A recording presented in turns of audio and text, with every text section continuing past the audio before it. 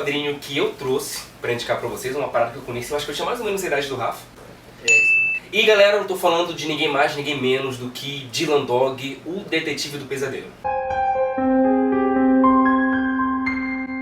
Dylan Dog, o Detetive do Pesadelo, que é um fumete, né? Então, acredito que, assim como o Tex é um fumete de muito sucesso na Itália, depois do lançamento, houve um período em que ele chegou a, entre relançamentos e edições originais, vender mais de 1 milhão de cópias só na Itália.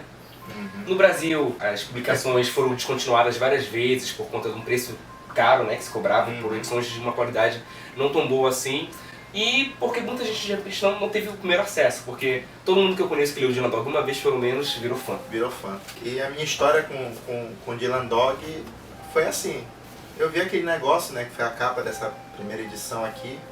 Edição que foi lançada pela Conrad. Pela Conrad, aí eu olhei assim, né, Dylan Dog e tal, aí vi que era em preto e branco, mas nessa época eu já lia mangá. Comprei. E foi um negócio assim, que essa história aqui, Johnny Freak, é um negócio assim, extremamente surpreendente. Eu acho que é interessante porque essa edição da Conrad são seis edições que o próprio criador do personagem, o Tiziano Sclavo, escolheu como uma forma de entrada do personagem, para as pessoas conhecerem o personagem. Então é um boxezinho que são vendidas todas juntas, foi lançado pela Conrad de 2002, por aí, que traz um pouco de toda a miríade do que o universo do Dylan Dog pode trazer pra gente, na verdade, que é um pouco de tudo, mas a gente chega lá. A identidade visual, o personagem, o estilo do quadrinho foi desenvolvido pelo Angelo Stano, que foi o primeiro desenhista e o atual capista da série, que continua saindo na Itália, nunca parou de ser lançada. Mas a gente falou, qual é a vibe do Dylan Dog? Ótima pergunta. No primeiro contato com o personagem, tu podes achar que de repente se trata de uma história de terror, e não é isso. Ou de uma trama policial, e também não é isso. Na verdade, é um personagem que ele acaba se envolvendo com tantas, enfim, com tanta coisa, são tantas histórias tão diversas, que no final das contas parece de fato um grande pesadelo, parece um delírio. São histórias que às vezes não tem sentido, tem histórias que tu acaba de ler e não sabe exatamente o que aconteceu, mas sabe o que aconteceu. E ele é um personagem que ele é muito improvável, né? É um personagem muito caricato. Ele é ex-policial, né? Um ex-detetive da Scotland Yard, ex-alcoólatra, né? Atualmente abstêmio, não bebe, é extremamente mulherengo.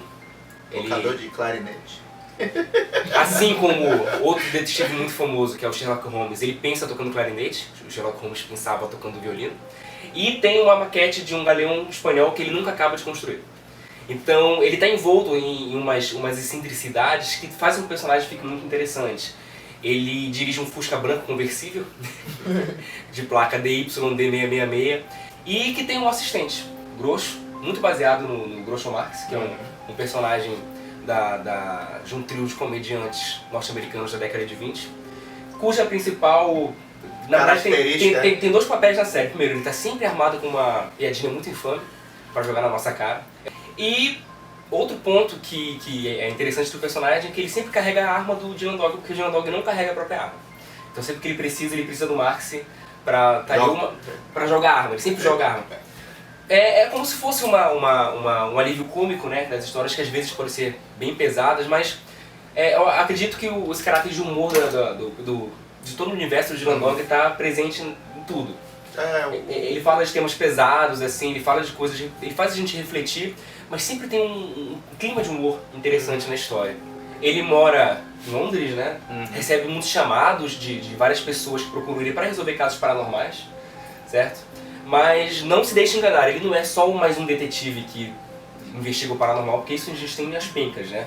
O Dylan Dog, ele traz personagens clássicos da literatura de terror, como lobisomens, vampiros, zumbis, mas sempre envoltos em um clima diferente, um clima que sempre causa uma estranheza, né, para quem tá lendo, uma espécie de clima de delírio mesmo, como se não passasse de um sonho, de um pesadelo, e às vezes você percebe só no final o que tá rolando ali. De repente uma história de zumbi faz ele pensar sobre a própria deterioração, que é uma coisa muito interessante de Dylan Dog, deterioração da sociedade, enfim, são temas que ele traz através da temática do terror e do mistério para fazer a gente pensar em temas muito atuais, até hoje, certo? Então é ímpar nesse sentido, né? O Dylan Dog ele é um quadrinho que ele é muito sofisticado nesse sentido. Né? E é um quadrinho tão sofisticado que até intelectuais gostam desse quadrinho, né? Não sei se vocês já ouviram falar de um cara chamado Umberto Eco. Mas... Humberto Eco é um cara assim, quadrinho.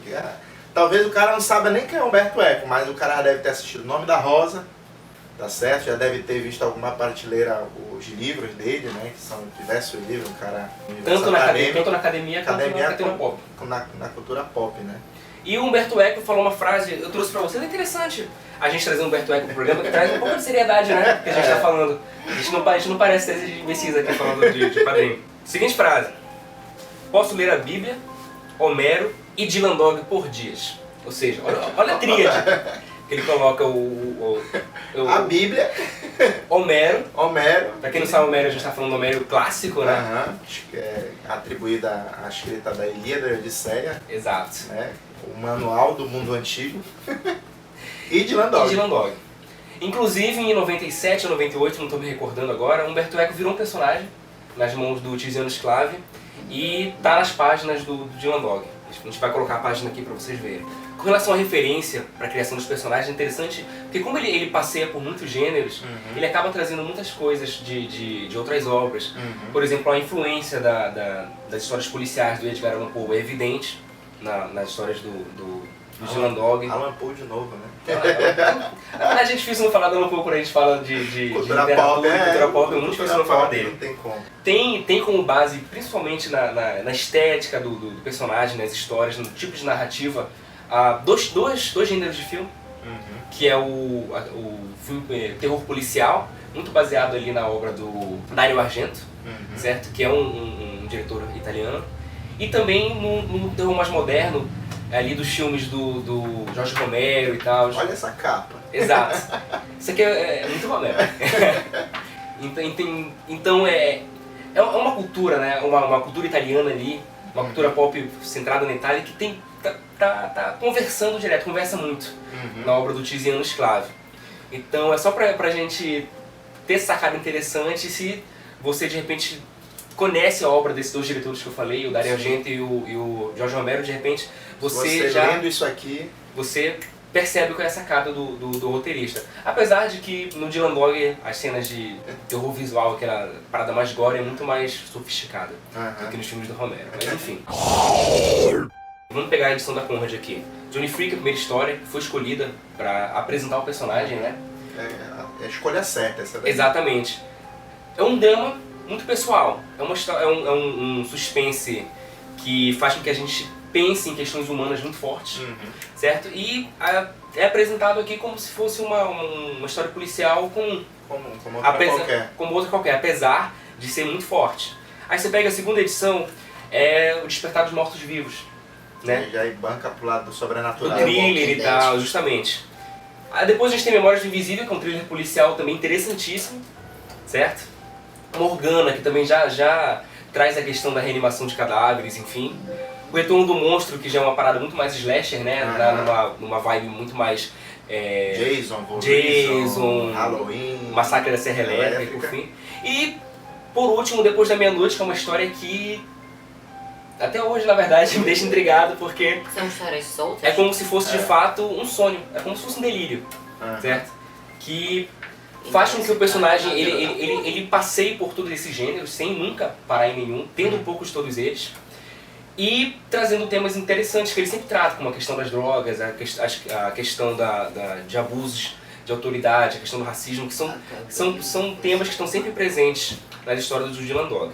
Só ressaltando também, essa edição da Conrad, as capas são do Mike Mignola, que é o responsável. Acho que a obra mais famosa dele é o Hellboy, criador do Hellboy.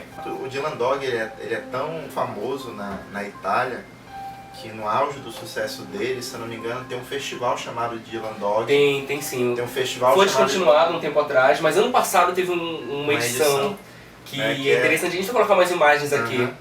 Que é um festival que fala sobre literatura e terror, mas que tem o nome do Dylan Dog. Ou seja, ele despertou o interesse das pessoas sobre esse tipo de narrativa. Né? Esse tipo de narrativa de terror, de mistério, mesclar tudo isso daí. Então ele foi uma uma fagulha, uma centelha que reacendeu, que na Itália ele é tão popular que tem um festival com o nome dele. E o personagem é tão icônico que ele saiu das páginas e foi pro cinema. Vai falar disso mesmo, cara? Estamos aqui para isso. É porque se o cara digitar lá no Google vai aparecer, aí Primeira coisa que a gente aparece, pode verdade. alertar, né? Não julgue o personagem pelo Pois filme. não, Pelo menos não filmes de 2007, eu acho. Pois é, 2004, 2005, não sei. é assim, não assista o Dylan Dog com Brandon Holt antes de ler o quadrinho. Porque talvez você, Dylan Dog é isso, aqui você não vai querer ler. Leia, e se você tiver coragem, você assiste ao filme. Na década de 90, Rodrigo, uma coisa que eu descobri também, fazendo uma pesquisa para esse programa, saiu na Itália um filme chamado Della Morte e dell'Amore, perdão o italiano, no meu italiano, que no Brasil saiu como Pela Morte e Pelo Amor, certo? Ou Pelo Amor e Pela Morte, o nome do filme, que é um filme baseado num livro do Tiziano Sclavi, que é o roteirista do Dylan Dog. Não tem um Dylan Dog quanto personagem, mas tem um personagem de um coveiro que é o Dylan Dog, inclusive interpretado pelo ator em quem em que a fisionomia é inspirada. É inspirada, exato. É um filme que, pelo menos pelos reviews que eu li, eu vou assistindo o filme pra gente falar dele aqui depois, tem todo o clima do Dylan Dog. Então é considerado pelos fãs enquanto o filme do Dylan Dog, sendo o Dylan Dog. É o filme do personagem sem o nome do personagem. Exatamente. Personagem, Então procure lá, Pela Morte e Pelo Amor, e fala aqui embaixo o que você achou. Aí o cara vai dizer assim, onde é que eu posso encontrar o Dylan Dog? Dylan Dog talvez hoje em dia seja um pouco mais difícil. Assim, essas 6 edições aqui, que seria o creme da la creme, né, que foi escolhida pelo criador, essas edições da Conrad, se você quiser, você vai ter que pagar um preço um pouco elevado que você só encontra no Mercado Livre ou se você vasculhar o sebo da sua cidade. Isso. Ano passado, a editora Lawrence publicou 3 edições. Essa aqui é a primeira. Essa aqui já é um pouco mais fácil de você encontrar.